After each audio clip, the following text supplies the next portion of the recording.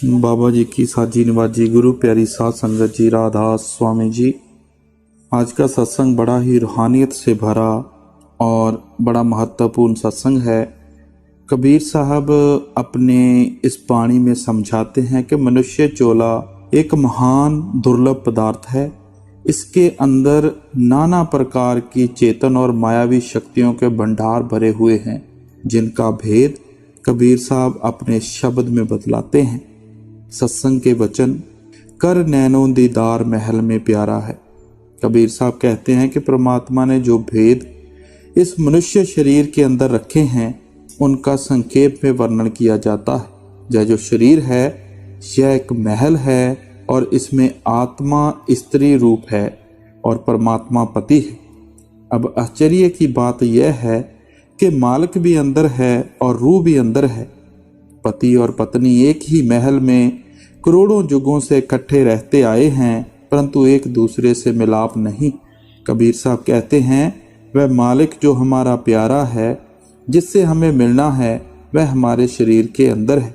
और दूसरी कड़ी में कबीर साहब फरमाते हैं, काम क्रोध मत लोभ विसारो, शील संतोष क्षमा मत धारो। कहते हैं कि यदि उससे मिलना है तो पहले अपने हृदय को निर्मल करो। अगर हृदय में मैल है तो सुरत अंदर नहीं जाएगी। सबसे पहले काम छोड़ दो। काम और नाम का विरोध है। जहाँ काम है वहाँ नाम नहीं। नाम हमें ऊंचे रूहानी मंडलों पर ले जाता है, जबकि काम का रुख नीचे की ओर है।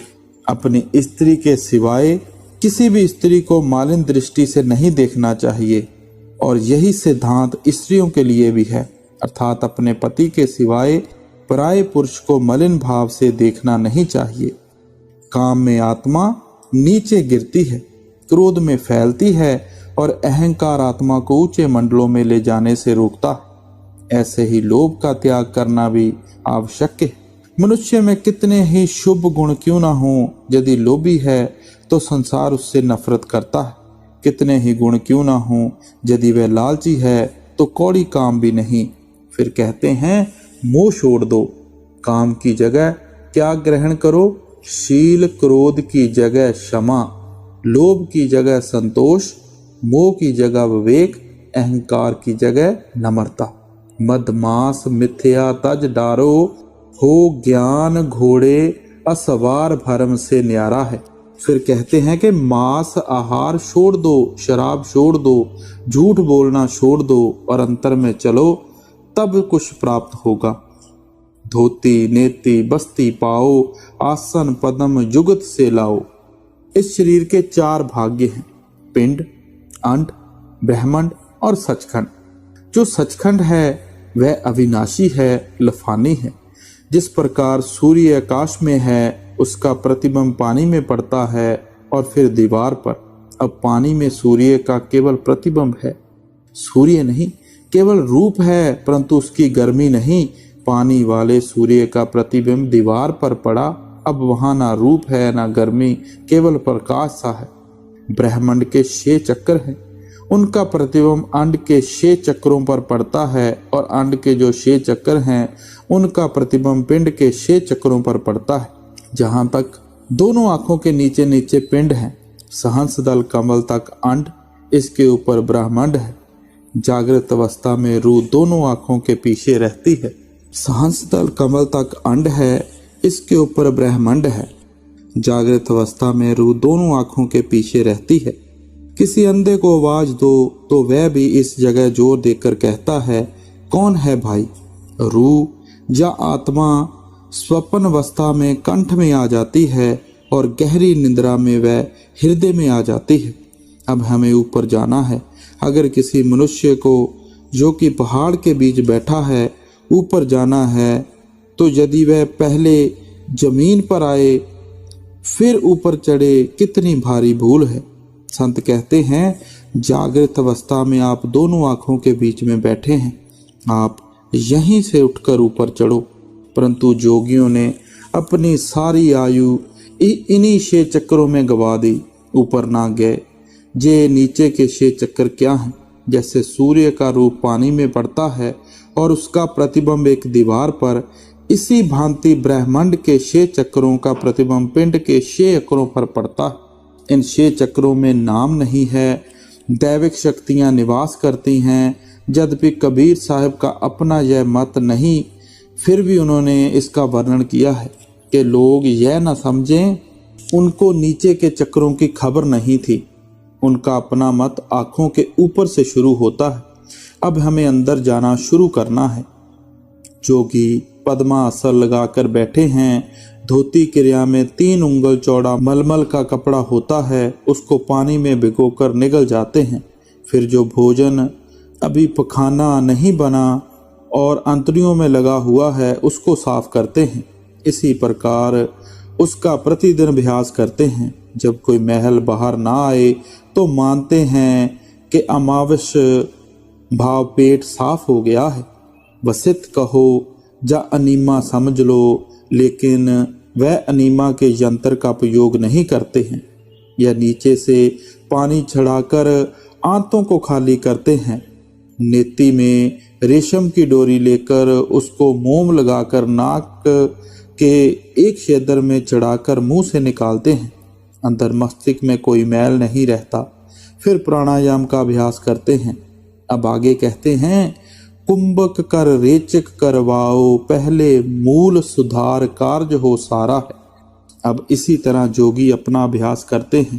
कुंभक श्वास का भरना, पूरक ठहरना और रेचक खाली करना है। इसका अपना अपना नाप होता है। फिर जब बढ़ाते चले जाते हैं, कई कई घंटे श्वास नहीं लेते। मूल से भाव केंद्र का है और यह स्थान इन 6 चक्रों का प्रथम केंद्र है जो गुदा स्थान कहलाता है। इसी स्थान से जोगी अपना अभ्यास आरंभ करते हैं। मूल कमल दल चतर बखानो, कलिंग जाप लाल रंग मानो। अब मूल चक्कर जो है वह गुदा चक्कर है। वहाँ का जो मालिक अथवा धनी है वह गणेश है। वहाँ बैठकर जोगी क्लिंग क्लिंग का जाप करते हैं। कोई 1 लाख, कोई 2 लाख, कोई 3 लाख और कोई 50,000। वह अपनी फैली हुई सुरत को इस स्थान पर एकत्र करते हैं। इस जगह 4 दल का कमल है। सबसे पहले वह गणेश को प्रत्यक्ष करते हैं। देव गणेश तह रोपा थानो, रिद सिद चमर ढुलारा। दूसरी आश्चर्य की बात यह है कि आम लोगों को तो गणपति मिला ही नहीं, वह बाहर पत्थर की मूर्ति रखकर उसकी पूजा करते हैं। यदि वह प्राणायाम करके अंदर जाते हैं तो उन्हें कुछ प्राप्त होता। यदि एक न्यायकर्ता की फोटो न्यायालय में रख दी जाए तो क्या वह मुकदमे सुनेगी? अथवा एक सेनाध्यक्ष की मूर्ति परेड के मैदान में गाड़ दी जाए तो क्या वह परेड कराएगी? कदापि नहीं। इसमें शक नहीं कि अगर मनुष्य नेति धोती करके यहाँ ये देवता बैठे हैं जाता तो उसकी संकल्प शक्ति दृढ़ हो जाती। यदि संकल्प शक्ति दृढ़ है तो मनुष्य संसार का जो काम करता उसमें उसे सफलता प्राप्त होती। परंतु जे लोग तो उस गणेश से भी नहीं मिलते, बाहर पत्थर की मूर्तियों में ही रह जाते हैं।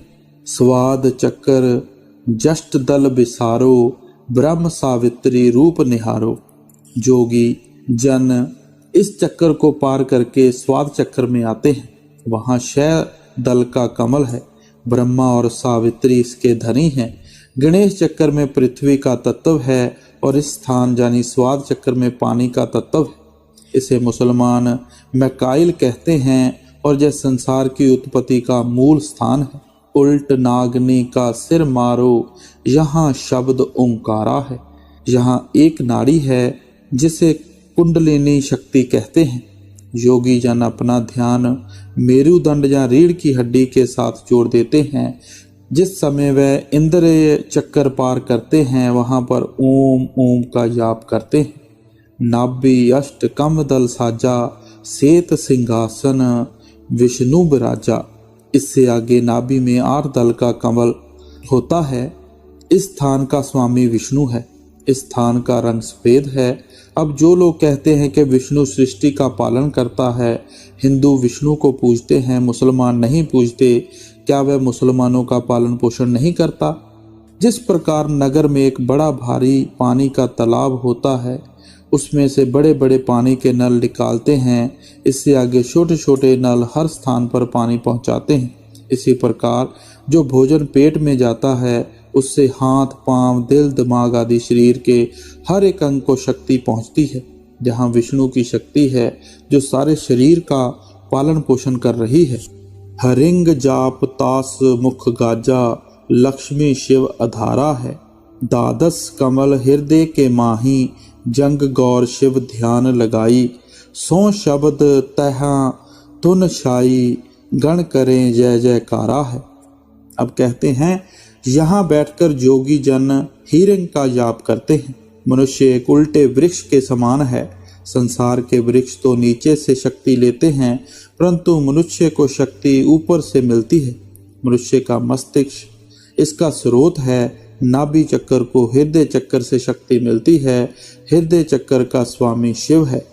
हृदय में 12 दल का कमल है जहाँ का स्वामी शिव है। यदि मनुष्य प्राणायाम करके अंदर जाता तो शिव मिलते, ना ये अंदर गया ना शिव मिले। यह बाहरी पत्थर का शिव बनाकर पूजने लग गया। अब सौंह की बात करते हैं। यहाँ बैठकर जोगी जन सौंह का जाप करते हैं। पूंडश तल कमल कंठ के माही, तेहे मद बसे अविद्या भाई। अब यहाँ कंठ में 16 दल का कमल है। यहाँ पर जो शक्ति है इसको लोग देवी कहते हैं, परंतु संत इसको अविद्या कहते हैं। माया की जो रजो और तमो गुण प्रभाव वाली शक्ति यहाँ पर प्रधान रूप में है, जो कि नीचे के कमलों में अपने रजो तमो स्वभाव अनुसार फैल रही है। माया के 2 स्वरूप हैं, विद्या और अविद्या। भाव शुद्ध माया और मलिन माया। शुद्ध माया 2 दल कमल से ऊपर शुरू होती है। हरि हर ब्रह्म चमर ढुराई, यहाँ शरिंग नाम उचारा। हरि हर तथा ब्रह्मा जय त्रिगुण माक शक्तियाँ कहलाती हैं, जो कि सारी सृष्टि को उत्पन्न, पालन और संहार करने वाली हैं। इनका आधार यही माया है। जोगी जन इसे पोंडश कमल में बैठकर ध्यान द्वारा श्री श्री का जाप करते हैं। तापर कंज कमल है भाई, भग भौरा दुई रूप लखाई। आँखों से ऊपर 2 दल का कमल है, जहाँ जीवात्मा और पिंडी मन निवास करते हैं। जहाँ से ही दोनों धारें मिलकर सारे शरीर में क्रियामान हो रही हैं। जहाँ छठा कमल है, यहाँ पर सिद्धि तथा शक्तियाँ तो अवश्य प्रकट होती हैं, परंतु आत्मा को सच्ची शक्ति नहीं मिलती। निज मन करत तहाँ ठुकराई, सो नैनन पिछवारा है। कमल न भेद किया निर्वारा, यह सब रचन पिंड मंझारा। सत्संग कर सतगुर सिर धारा, वह सत नाम उचारा है।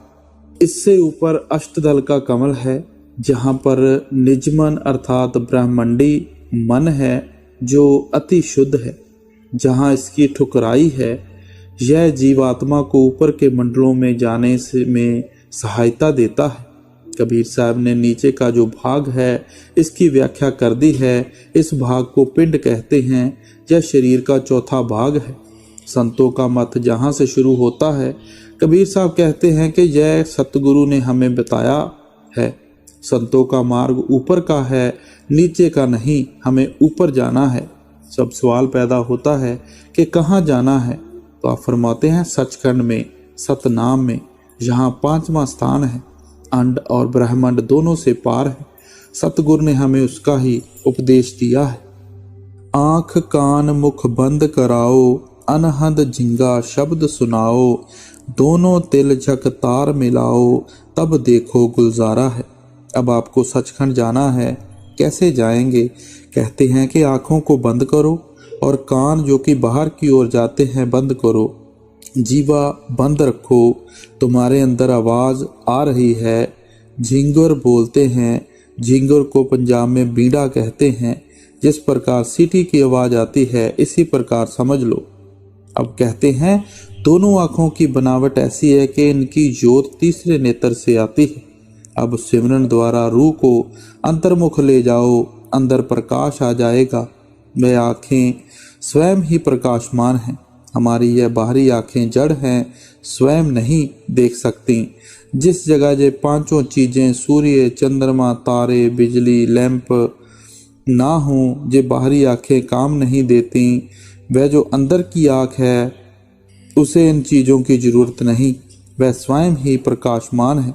इन आँखों को बंद करके उस आँख को खोल लो, इन कानों को बंद करके उन कानों को खोल लो। जब हम इन दोनों आँखों को बंद करेंगे और तीसरी आँख में हमारा ध्यान जाएगा तो अंदर प्रकाश हो जाएगा। इस प्रकार संतों की शिक्षा तीसरी आँख से शुरू होती है। चंद सूर एके घर लाओ, सूक्ष्मन सेती ध्यान लगाओ। जब तीसरी आँख खुली, आगे तारा मंडल आ गया। सूर्य और चंद्रमा को पार करके हमें ऊपर जाना है। इस जगह सूक्ष्म मार्ग है, अति सूक्ष्म नाड़ी में से होकर हमें ऊपर जाना है। कबीर साहब कहते हैं, कबीर मुक्त द्वारा संकुरा राई दसाएं भाई, मन तो मैगल होए रहो निकसो क्यों कह जाई। कि मुक्ति का द्वार राई के बीज के 10वें भाग के समान बारीक है और मन हाथी की भांत मोटा है। तिर बेनी के संग समाओ, भौर उतर चल पारा है। आगे 3 रास्ते हैं, दाहिना, बाइना और बीच का। अब बीच के रास्ते पर जाना है। कबीर साहब कहते हैं कि शरीर का हमें भरोसा नहीं, आज है कल नहीं। जीते जी ऊपर चढ़ो, मेहनत करो और इन चीज़ों को पार कर जाओ। बाएं रास्ते से जोगी गए हैं, अंदर रिद्धि सिद्धि शक्ति आदि का जोर है, इसलिए कोई भी आगे नहीं पहुंचा। वह रास्ता काल का है। जो दाहिना रास्ता है उसमें बड़े बड़े विशाल देश हैं। हमारा जो बीच का रास्ता है वह पक्की सड़क है, जीटी रोड की तरह सीधा है। हमें इसी को ग्रहण करना है। घंटा शंख सुनो धुन दोई, सहस कमल दल जगमग होई। अब सुरत 9 द्वारों को पार करके ऊपर आई। आगे सतगुर अंग संग हैं, बड़ा प्रबल प्रकाश है और यहाँ पर 10 प्रकार के राग हो रहे हैं। सहंस दल कमल महाप्रकाशक कमल है। यहाँ पर 1000 बत्ती की ज्योति जल रही है। इस कमल की 1000 पंखड़ियाँ अपना अपना प्रकाश कर रही हैं। यह प्रकाश नीचे के तीनों लोकों को सत्ता दे रहा है। इस कमल से घंटा और शंख आदि के महान मनोहर और आकर्षक धुनें उठ रही हैं, जिनको पकड़कर जोगी लोग अष्टदल कमल से निकलकर स्वंस दल कमल में पहुंचकर ज्योति के दर्शन करते हैं। आध्यात्मिक मंडलों पर जाने के लिए संतों का मार्ग यहाँ से आरंभ होता है। तामद करता निरखो सोई, बंक नाल धस पारा है। जो सहंस दल कमल का स्थान है, इसमें तीनों लोकों का कर्ता निरंजन वास करता है। उसे त्रिलोकीनाथ कहते हैं, जिसका दर्शन करके सुरत आनंदित हो जाती है। अब जो जोगी जन प्राणायाम करते हैं, उनका ये अंतिम स्थान है। उदाहरण के तौर पर जैसे एक साइकिल पक्की सड़क पर जाती है, परंतु जब खेत आते हैं तो साइकिल नहीं चलती। इसी प्रकार प्राणायाम करने वालों के प्राण भी चिंदाकाश के आगे नहीं जाते। योगियों का यह अंतिम स्थान है, इसको आगे की खबर नहीं। ये बड़ा विशाल देश है। यदि इसका वर्णन किया जाए तो सैकड़ों पुस्तकें इसकी महिमा से भर जाएं। हमें तो आगे जाना है। इसके ऊपर त्रिकुटी के ओर जाने के लिए बंकनाल का मार्ग है। बंक का भाव होता है टेढ़ा, जो अति सूक्ष्म नाड़ी है। बाल यानी रोम के 10वें भाग से भी अधिक बारीक है। इसमें पहुंचकर पहले सीधा जाना पड़ता है, फिर ऊपर, फिर सीधे। इनके बीच में से होकर आगे जाना है। यह स्थान सहंस दल कमल और त्रिकुटी के मध्य में है। इस स्थान को पार करके आत्मा त्रिकुटी के मंडल में पहुंच जाती है। यह ब्रह्मा का देश है, जो अति सुहावना है। यह जो हमारा स्थूल शरीर है, इसके अंदर सूक्ष्म शरीर है और इसके अंदर कारण शरीर है। जिस समय आत्मा के ऊपर से सब आवरण उतर जाएंगे उस समय आत्मा का प्रकाश 12 सूर्य का होगा। यह आत्मा परमात्मा की अंश है, इसे अपनी शक्ति का ज्ञान नहीं। जब मनुष्य के सब आवरण उतर जाएंगे तब से पता चलेगा कि इसका अपना तेज 12 सूर्य का है। डाकनी साकनी बहु किलकारें, जम किंकर धर्म दूत हंकारें। सहस्रदर कमल से जब आत्मा ऊपर जाती है तो मार्ग में विरोधी शक्तियों का बहुत जोर होता है। अब यह बात बहुत सूक्ष्म है, ध्यान से समझने योग्य है। इन तीनों लोकों का जो स्वामी है वह काल है, जो वास्तविक स्वामी है वह सतनाम है।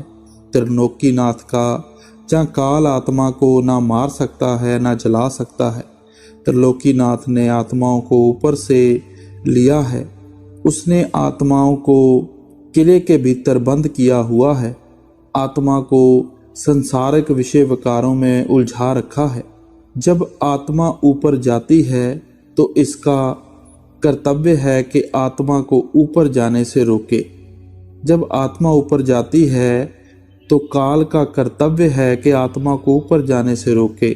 मार्ग में किसी किसी स्थान पर ऐसी सुंदर स्त्रियां मिलती हैं जिसके तुल्य संसार में कोई नहीं। वे मनुष्य को फुसलाना चाहती हैं कि ऊपर मत जा, परंतु सतगुरु साथ देता है। वह तो इसकी ओर देखने भी नहीं देता। जो नाम सतगुरु देता है उसके निकट वह आती भी नहीं। जिस प्रकार राजा के नौकर को कोई नहीं रोकता, इसी प्रकार जब जीव सतनाम का जाप करता है तो उसे कोई नहीं रोक सकता। सतनाम सुन भागे सारे, जब सतगुरु नाम उचारा है। अब जो रूह एक वृक्ष के अंदर है वह रूह एक मच्छर के अंदर भी है, वही रूह हाथी के अंदर भी है, वही रूह मनुष्य में भी है। यह बड़ा मनोरंजक विषय है और समझने के योग्य है। सत्संग में इसकी समझ आती है। गगन मंडल विच अर्धमुख काया, गुरमुख साधु भर भर पिया, निगुरे प्यास मरे बिन किया, जाके ही ये अंधियारा है। अब त्रिकुटी ब्रह्मा का देश है, हमें तो ऊपर जाना है। यह जड़ नहीं, इस जगह कौम और मजहब का प्रश्न नहीं है, ना स्त्री ना पुरुष का प्रश्न है। यह तो प्रेम का मार्ग है। मेहनत द्वारा परिश्रम द्वारा ऊपर चढ़ो और अंदर का पर्दा खोल लो। यदि संसार में कोई दुर्लभ वस्तु है तो वह है पूरा गुरु, मुर्शिद कामल। जिसको पूरा गुरु मिल गया वह जहाँ तक पहुँच गए। जिनको नीचे का गुरु मिला वह नीचे बैठे रहे। यह धन सबके अंदर है। जिसको सतगुरु मिल गया और उन्हें पर्दा खोल लिया वहाँ पहुँच गए। जिनको पूर्ण गुरु नहीं मिला वे अंधे आए और अंधे चले गए। त्रिकुटी महल में विद्या सारा, धन हर गरजे बाजे नगारा। ब्रह्मा का देश समस्त विद्या का भंडार है। जैसे मदरंग में से अति प्यारी गूंज निकलती है और जैसे बादल गरजता है, वहाँ वैसी ही मीठी से मीठी गूंज निकलती है। वही ओम है, अक्षर ओम नहीं। लाल बर्ण सूरज उजियारा, चतर कमल मंझार, शब्द ओंकारा है। जहाँ 4 दल का कमल है और जहाँ का प्रकाश लाल है।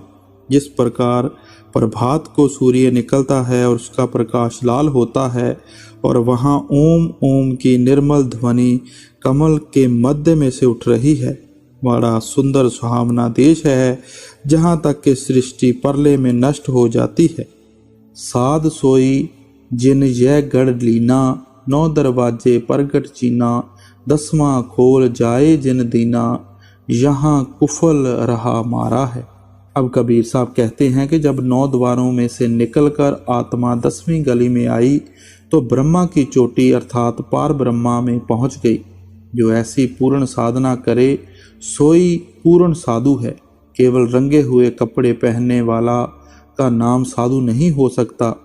ब्रह्मा की चोटी तक का ब्रह्मांड परले में है और 100 तक का लोक महापरले में नष्ट हो जाता है। केवल सचखंड एक ऐसा देश है जो परले और महापरले में भी नष्ट नहीं होता। वह संतों का वास्तविक निज घर है। इसलिए गुरु नानक साहब कहते हैं, साध की महिमा वेद न जाने, वेद ओम से निकले हैं, साध उससे पार हो जाता है। ब्रह्मा की चोटी पर पहुंचकर अमृतसर है।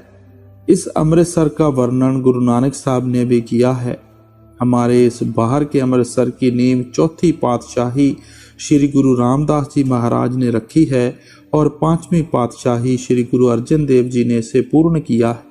गुरु साहब का इशारा बाहर के अमृतसर से नहीं। गुरु साहब कहते हैं, काया अंदर अमृतसर साचा, मन पीवे भाई सुभाई है।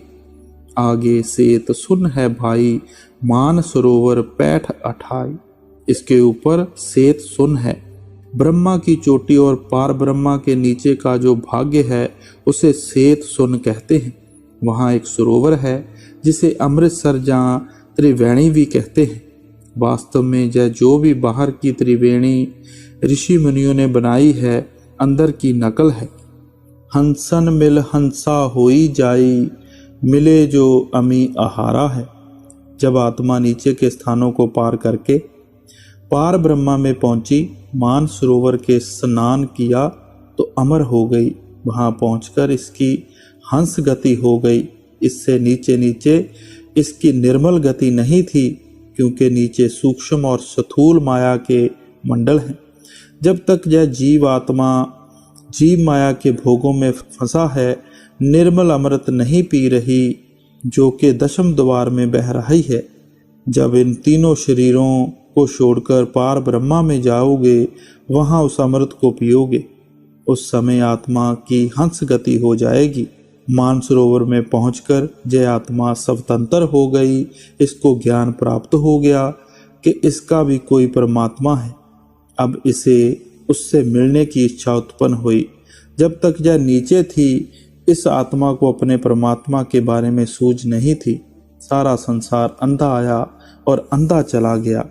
परमात्मा के बारे में किताबों में पढ़ लिया अथवा महात्माओं से सुन लिया, ना कभी अंदर गए ना दर्शन किए। किंगरी सारंग बजे सितारा, अक्षर ब्रह्म सुन दरबारा। प्रत्येक स्थान पर अपना अपना राग है। इसी जगह किंगरी और सारंगी की रसदायक धुन आ रही है। जोगी जन किंगरी बजा रहे थे। गुरु नानक साहब ने कहा, इत किंगरी ध्यान ना लागे, जोगी ना सच पल्ले पाई। बिन बजाई किंगरी वाजे, जोगी सा किंगरी बजाई। कहे नानक मुक्त होवे, जोगी साचे रहे समाई। गुरु अर्जन साहब ने भी कहा है, किंकरी अनूप वाजे, जोगिया मतवारे रे। दादस भानु हंस उजियारा, खटदल कमल मंझार, शब्द अलंकारा है। इस स्थान पर पहुंचकर आत्मा का अपना प्रकाश 12 सूर्य का है, परंतु इतना प्रकाश होते हुए भी आत्मा आगे सुन के मैदान को पार नहीं कर सकती। वहां सतगुरु अपने प्रकाश द्वारा आत्मा को ऊपर ले जाते हैं। इस स्थान का स्वामी रारंकार है। महासुन सिंध विषमी घाटी, बिन सतगुरु पावे नहीं बाटी। व्यागर सिंह सर्प बहु काटी, तह सहज अचिंत पसारा है। इससे आगे महासुन का मंडल है। महासुन वह स्थान है जहाँ पर निर्मल शुद्ध माया है और उस स्थान पर प्रभु की चेतन शक्ति महाप्रबल रूप में है। यहाँ की रचना इतनी सुंदर और मोहिनी है कि सुरत उसको छोड़कर ऊपर की तरफ जाना नहीं चाहती। इसी को कबीर साहब रूपक अलंकार द्वारा बतलाते हैं कि जैसे अजगर अपनी खाद्य वस्तुओं को अपनी ओर खींचता है, इसी प्रकार महासुन की चेतन रचना सुरत को अपनी ओर खींचती है। यहाँ पर गुरु का स्वरूप जो शिष्य की सुरत को परलोक में ले जाता है, देह नहीं है बल्कि शब्द स्वरूप है। वह अपने सेवक की सुरत को अपने में लीन करके उस मंडल से पार कर देता है। पार ब्रह्मा में आत्मा का 12 सूर्य का प्रकाश होते हुए भी इस मंडल में कोई महत्व नहीं रखता। बहुत से ऋषि मुनि जो पार ब्रह्मा में गए, जिनको आगे का गुरु नहीं मिला, वे वहीं रुके बैठे हैं। उनको वहाँ कोई कष्ट नहीं, जैसे रात को हम लैंप लेकर अपना काम कर सकते हैं, वह भी अपनी अपनी लाइट में वहाँ का सुख अनुभव करते रहते हैं, मगर वे आगे नहीं जा सकते। जिनको ब्रह्म तक का गुरु मिला है वह ब्रह्मा में रह गए, जिनको तुरिया पद का गुरु मिला है वह तुरिया पद तक ही है। अंशदल कमल पार ब्रह्म भाई, दहने द्वादश अचिंत रहाई, बाएं दस्तल सहज समाई, यूं कवलन निर्वारा है। इस जगह अष्टदल का कमल है, दाहिनी ओर अचिंत दीप है, इससे 12 दल का कमल है। बाईं ओर सहज दीप है, इसमें 10 दल का कमल है। 5 ब्रह्म पांचों अंड बीनो, 5 ब्रह्म ने अक्षर चीनो, 4 मुकाम गुप्त तहकीनो, जा मंद बंदीवान पुरुष दरबारा है। इसके पार 5 बड़े महान देश अर्थात गोलाकार खंड हैं। हमारा यह मृत्युलोक विश्व इनके सामने इस प्रकार है जैसे सागर में एक रोम। इन मंडलों में अपना अपना ब्रह्मा है। इनके अतिरिक्त 4 स्थान ऐसे हैं जिनको संतों ने गुप्त रखा है। जो लोग इन स्थानों में रहते हैं उनको बंदीवान कहा गया है, अर्थात उनको इसी मंडल में निवास करने के लिए प्रभु की आज्ञा है। यद्यपि उनको यहाँ कोई कष्ट नहीं, परंतु वह ऊपर नहीं जा सकते। जिन आत्माओं को मृत्यु लोक से संत अपने साथ ले जाते हैं उनके आगे वे प्रार्थना करती हैं कि संतों से प्रार्थना करो कि हमें भी ऊपर ले जाएं। यदि संत चाहें तो उनको साथ ले जा सकते हैं। 2 पर्वत के संग निहारो, भंवर गुफा तय संत पुकारो, हंसा करते केवल अपारो, यहाँ गुर्ण दरबारा है। आगे 100 का देश आ गया जिसे इस्लाम वाले मुकाम में अनाहू कहते हैं। 100 का अर्थ है जो तू है सो मैं हूँ। बूंद सागर को देखकर कहती है कि मैं भी इसी की अंश हूँ। सागर भी पानी है, मैं भी पानी हूँ, परंतु वह सागर है और मैं बूंद हूँ। इसी स्थान का नाम भंवर गुफा है। यह सचखंड का द्वार है। अनाहू के अर्थ है जो तू है सो मैं हूँ। मुसलमानों ने यह नाम अरबी भाषा में रखे हैं और हमारे संस्कृत में हैं। सहस 88 दीप रचाए, हीरे पन्ने लाल जड़ाए, मुरली बजत अखंड सदाए, तह 100 यकनारा है। इस मंडल में 88,000 दीप हैं जिसमें भक्तजन निवास करते हैं। 100 ब्रह्मांड के पार महान चेतन मंडल है जहाँ पर आत्मा निर्मल होकर अपने आप को परमात्मा का रूप समझने लगती है। जो दृश्य इन देशों के हैं उनका धारण इस संसार में नहीं मिल सकता। संतों ने उसकी उपमा हीरे पन्ने से की है, परंतु हीरा पन्ना तो मिट्टी है, जड़ है, और वहाँ जड़ नहीं। संतों ने उपमा देकर समझाया है इस संसार में हीरे पन्ने से बढ़कर कोई मूल्यवान वस्तु नहीं है। इसलिए उन देशों की प्रशंसा के लिए संतों ने हीरे पन्ने की उपमा दी है। वहाँ मुरली की धुन है जिसका उदाहरण संसार में नहीं है। मौलाना रूम साहब ने अपनी मसनवी स्थान से आरंभ की है। बाशनो अजने यूं हकायत मीम कुनंद, वज जुदाई हा शिकायत मी कुरंद, कज नेस्ता ता मरा मोबरीद आनंद, अज नफीरम मर्दो जन नालीदा अंध।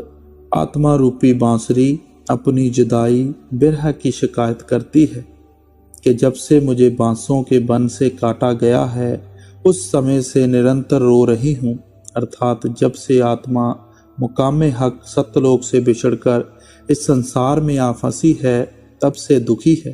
तात्पर्य यह है कि जो महात्मा वहाँ पहुँचे वह अपनी अपनी पुस्तकों में इस मार्ग के चिन्ह देते चले गए।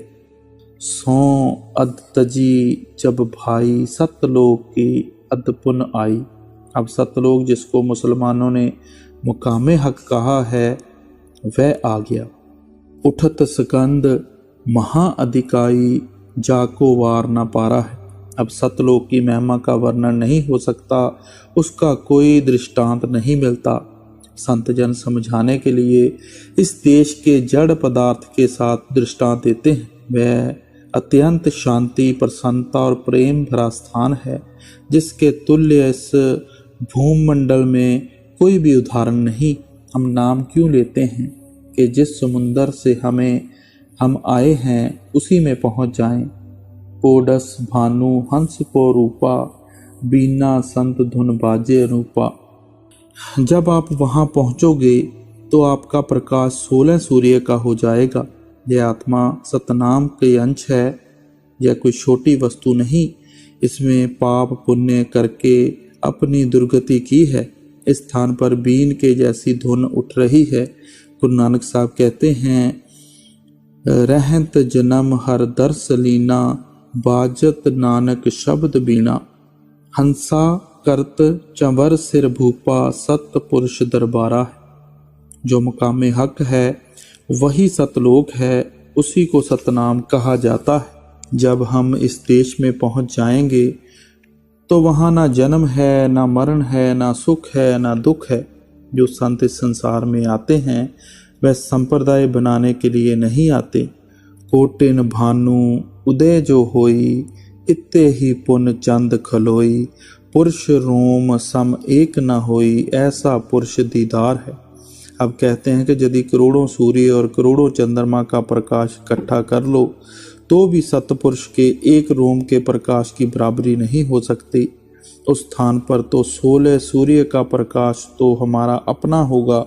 गुरु गोविंद सिंह भी यही कहते हैं, कोट सूर सम तेज, तेज नहीं दून चवगन। बात यह है कि इस स्थान पर पहुंचने की अवधि कोई नहीं, यह तो प्रेम पर निर्भर है। जितना प्रेम होगा उतनी जल्दी पहुंच जाओगे। मेरे पास ऐसे मनुष्य भी आए हैं कि नाम देते ही उनकी सुरत अंदर लग गई। अनेक पुरुष ऐसे हैं जिनको नाम लिए 20-20 वर्ष हो गए परंतु सुरत अंदर नहीं गई। इस बार 2 स्त्रियां जो अमृतसर की थीं, नाम लेते ही अंदर सुरत लग गई। इसलिए अभ्यास कोई निश्चित अवधि का नहीं। किसी का भी अंत कारण शुद्ध है, किसी का अशुद्ध। जो पुरुष अशुद्ध अंत कारण वाले हैं उनका पट धीरे धीरे खुलेगा, जो शुद्ध अंत कारण वाले हैं उनका शीघ्र ही खुल जाएगा। आगे अलख लोक है भाई, अलख पुरुष की तह ठुकराई। जीव को नाम देकर सतपुरुष की गोद में पहुंचना देव स्वरूप सतगुरु का कर्तव्य है। सतगुरु का वास्तविक स्वरूप सतनाम है। जब जीव सतनाम की गोद में पहुंचता है तो सतनाम उसे अपनी शक्ति देकर ऊपर भेजता है।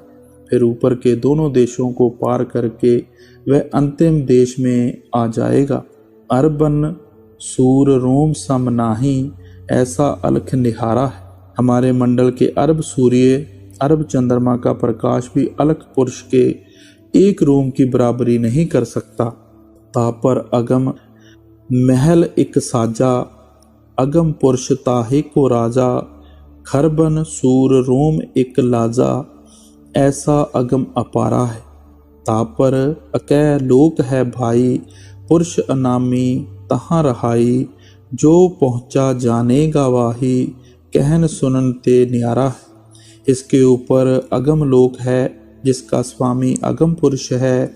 खर्ब सूर्य, खर्ब चंद्रमा का प्रकाश जिसके एक रोम के तुल्य नहीं है। अब यह अंतिम स्थान आ गया जिसके गुरु नानक साहब ने उपमा की है। स्वामी जी महाराज कबीर साहब अनामी और कह उन्होंने कहा है। गुरबाणी भी कहती है, तू अकाल पुरख नाही सिर काला, तू पुरख अलेख अगम निराला। कि यह अंतिम स्थान है। यहाँ पर पहुंचकर सब संत चुप हो गए। वहाँ ना एक है, ना दो है, ना आध है, ना अंत है, परंतु यह सारा सामान अंदर है। आपकी संपत्ति है। यदि आप अभ्यास द्वारा ना निकालोगे तो आपकी इच्छा। जिस प्रकार किसी के घर में करोड़ों रुपया दबा हुआ है और वह कौड़ी कौड़ी मांगता मर जाए, रुपए को हाथ ना लगाए तो हानि उसी की है, किसी दूसरे की नहीं। बिना गुर के कोई नहीं जा सकता। बाहर के जितने कॉलेज हैं इनमें बिना शिष्य के कोई भी विद्या प्राप्त नहीं कर सकता। मनुष्य जब तक देह में बैठा है उसे यह चीज़ें प्राप्त नहीं हो सकती। जब तक अंदरूनी मंजिलों का वाकिफ पूरा पूरा गुरु ना मिले, वह आंतरिक भेद ना दे, तब तक मनुष्य अंदर नहीं जा सकता। हाँ, यह मैं अवश्य कहूँगा कि ऊपर के देशों में जाने वाले महात्मा बहुत कम हैं। काया भेद किया निर्वारा, जय सब रचना पिंड मंझारा, माया अवगत जाल पसारा, सो कारीगर भारा है। अब कहते हैं कि हमने अंदर के सब वितरांत का वर्णन दिया है और यह संपूर्ण भंडार तुम्हारे अंदर है, तुम्हारी संपत्ति है। कहते हैं माया और काल ने अपना बड़ा भारी जाल पसार रखा है। मैं नहीं चाहता कि कोई आत्मा इसके दायरे से निकल जाए, क्योंकि काल ने 70 चौकड़ी युग एक बार, 64 चौकड़ी युग एक बार सतपुरुष की भक्ति करके यह आत्माएं प्राप्त की, और वह काल एक एक आत्मा के लिए झगड़ता है और वह आत्मा को स्वयं नहीं बना सकता, वह सतपुरुष से लाता है। सतलोक से नीचे नीचे जितने देश हैं सब नाशवान हैं, केवल सचखंड ही अविनाशी है। आद माया की नीच उतराई, झूठी बाजी पिंड दिखाई, अवगति रचन रची अंड माही, ताका प्रतिबंब डारा है। काल ने ब्रह्मांड के 6 चक्रों का प्रतिबंब अंड के 6 चक्रों पर डाला है, और माया के अंड के 6 चक्रों का प्रतिबंब पिंड के 6 चक्रों पर डाला है। मतलब यह है कि कोई जीव यहाँ से निकलकर सतलोक ना पहुँच जाए। जितने प्राणायाम करने वाले योगी हैं सब अंड में रह गए, कोई कोई योगीश्वर ब्रह्मांड में गया। जो संतों के साथ गया वह सचखंड पहुँच गया, बाकी सब नीचे रह गए। शब्द विहंगम चाल हमारी, कहें कबीर सतगुर दे तारी, खुले कपाट शब्द जुनकारी, पिंड अंड के पार सो देश हमारा। रूह को ऊपर जाना है, इसकी 4 चालें हैं। सिमरन के द्वारा आत्मा को 9 द्वारों से निकालकर आँखों के बीच में लाना है। इसके लिए बड़ा समय लगता है, जीते जी मरना पड़ता है। इसको कहते हैं चींटी मार्ग। इसके ऊपर जैसे मकड़ी अपने मुंह से तार निकालकर छत से उतरी, धरती पर आई, अपना शिकार किया, फिर उसी मार्ग से छत पर चली गई, यह है मकड़ी मार्ग। इससे आगे है मीन मार्ग। मछली पानी के चढ़ाव की प्रेमी। नेक बार मछलियां 20-20 मील तक पानी की धारा के सहारे ऊपर पहाड़ की ओर चलती जाती है। विहंगम मार्ग यह है कि पक्षी पहाड़ की चोटी से उड़ा, धरती पर आया, वापस धरती से उड़ा, पहाड़ की चोटी पर पहुंच गया। कबीर साहब कहते हैं कि हमारा मार्ग विहंगम मार्ग है। जहाँ से आत्मा समेटी सचखंड चले गए, वहाँ से आत्मा समेटी यहाँ पहुँच गए। यह संतों में गुण है कि मालिक के साथ मिलकर भी दीनता नहीं छोड़ते। कबीर साहब कहते हैं कि यह मार्ग मुझे सतगुरु ने प्रदान किया है। सतगुरु की कृपा से मैं अभ्यास करके जहाँ तक आया हूँ। कहते हैं हमारा देश सबसे परे है। सारे शरीर का वितरांत कबीर साहब ने किया है। सारे शरीर का वितरांत कबीर साहब ने कह दिया। वर्णन तो सब ने किया है, गुरु नानक साहब ने, दादू जी ने और दूसरे महंतों ने, परंतु कबीर साहब ने कर्मानुसार वर्णन किया है। दादू साहब एक मुसलमान फकीर हुए हैं, उन्होंने भी अपनी वाणी में इसका वर्णन किया है। सो गुरु प्यारी साध संगत जी, आज का ये बड़ा ही रूहानियत से भरा सत्संग, जो लोगों ने, जो भाई बहनों को नामदान की बख्शिश हो चुकी है, उनके समझ में आने वाला है कि ऊपर की मंजिलों का हाल बयान किया है। सो जो भी खुशकिस्मत लोग बैठते हैं उनको ये मंजिलों का पता होगा। सो आएँ, मौजूदा सरकार को कुछ बनकर दिखाएं, कुछ करके दिखाएं। राधा स्वामी जी।